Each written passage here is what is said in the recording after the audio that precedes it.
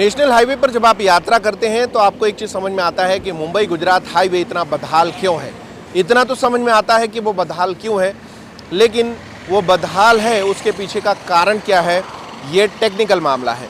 हम आपको कुछ तस्वीरें दिखा रहे हैं जिसमें आप देख सकते हैं कि ये जब हाईवे बनाया जाता है या जो भी कंक्रीट या सीमेंट का मटेरियल आप तैयार करके घर बनाते हैं या कुछ भी बनाते हैं तो उसको एक टाइम दिया जाता है। उस टाइम के अंदर उसको पानी दिया जाता है, जिसको टेक्निकल भाषा में क्यूरिंग कहते हैं। तो क्यूरिंग का मामला ऐसा है कि जब national highway authority of India के जो ठेकेदार हैं, जो कंसल्टेंट हैं, वो जब सड़कें बनाते हैं तो उनके लिए नॉर्म है कि इस सड़क पर जो भी निर्माण कार्य हुआ है उसको टाइम दिया जाना चाहिए।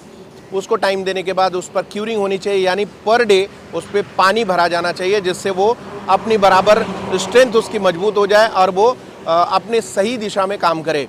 लेकिन NH-48 पे निर्मल इंफ्रा के देखरेख में जो काम हुआ है मुंबई गुजरात हाईवे का, निर्मल इंफ्रा जो कंपनी है उसने NH-48 पे जो वाइट टॉपिंग कार्य किया है उसकी गुणवत्ता, उसकी क्वालिटी इतनी घटिया है कि 1 साल के अंदर ही सड़क की बखिया उधड़ गई, पूरी तरह सड़क बर्बाद हो गई है। और ऐसा ही कार्य मुंबई से जब आते हैं, वहाँ पे जब फाउंटेन होटल क्रॉस करते हैं गुजरात की तरफ, तो वहाँ पे वेस्टर्न होटल आता है। उस होटल के सामने देखिए ये कार्य चल रहा है। इस कार्य में देखिए थोड़े समय के लिए कार्य हुआ, उस दौरान तक ट्रैफिक बंद किया गया और उसके तुरंत बाद ये ट्रैफिक ओपन कर दिया गया। ट्रैफिक ओपन करने की वजह से समस्या ये हो जाएगी कि अब ये अधूरा है और ये जो इस पे डेंजरस क्रैक्स आते हैं, ये क्रैक्स आना 2-4 दिन में शुरू हो जाएंगे। कुल मिलाकर कहें तो ये इंजीनियरिंग में किसी प्रकार से सेट नहीं बैठती है। इनके इंजीनियर्स कहाँ हैं, इनके जो सुपरवाइजर्स कहाँ हैं, इनका जो प्रोजेक्ट मैनेजर है वो कहाँ है, प्रोजेक्ट डायरेक्टर जो NHI के हैं वो कहाँ है, और इसकी जो रिपोर्ट बनाई जाएगी उस पर कौन मॉनिटरिंग करेगा, ये सब तमाम सवाल खड़े होते हैं। जनता की गाड़ी कमाई का 600 करोड़ रुपया वाइट टॉपिंग में खर्चा हुआ है और जिसकी जो सड़क है वो बदहाल है।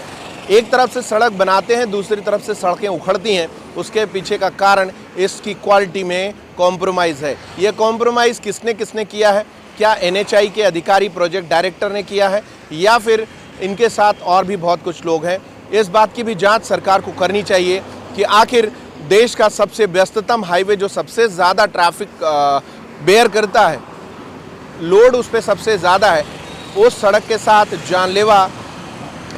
जानलेवा और इस तरीके का अनर्गल काम किया जा रहा है, जो सरेआम मुंबई और मुंबई के आसपास रहने वाली जनता, जो कि आज सोशल मीडिया का ज़माना है और इस पर आप देखेंगे तो तमाम नॉर्म्स हैं, उस नॉर्म्स को वॉयलेट करते हुए काम किया जा रहा है। तो ये जो कुछ हो रहा है ये वाकई में जनता के लिए गलत संदेश है। इसको मंत्रालय को ध्यान देना चाहिए। आप सड़कें वाइट टॉपिंग का प्रपोजल लेकर ही क्यों आए? काली सड़क थी, अगर उस पर 100-200 करोड़ रुपया खर्चा करते तो एक आदर्श हाईवे देश का बन सकता था। लेकिन उसमें आपकी मजबूरी क्या थी? आपने इस पे टेंडर रूप में निर्मल इंफ्रा जैसी कंपनी को लाए, L&T जैसी कंपनी हटा दी गई, IRB कंपनी जैसी हटा दी गई और इसके बाद ये निर्मल इंफ्रा जैसी कंपनी लाई गई, जो 1.5 साल में एक 600 करोड़ के हाईवे को संभाल नहीं पाई और पूरा हाईवे ही यहाँ से वहाँ तक डेंजरस हो गया, जिसमें सैकड़ों लोगों की मौत हो गई है। इस पूरी घटना के लिए कौन जिम्मेदार है? इस पे फेयर इंक्वायरी कब होगी, ऑडिट कब होगा और इसके रिपोर्ट्स कौन बनाएगा? अगर यही NHI ही ऑडिट रिपोर्ट बनाती है तो इसमें देश के जनता का जो गाड़ी कमाई का पैसा है वो डूबने के आसार हैं।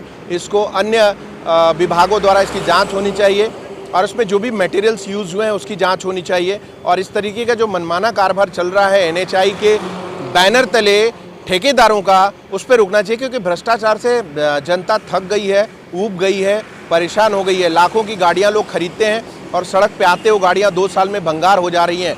आपको सारी चीज़ें नॉर्म फुलफिल करने हैं, लेकिन ऐसे जो ठेकेदार हैं उनको सरकारें क्यों बचाती हैं, क्यों बचा रही हैं, ये बड़ा सवाल जनता कर रही है आपसे।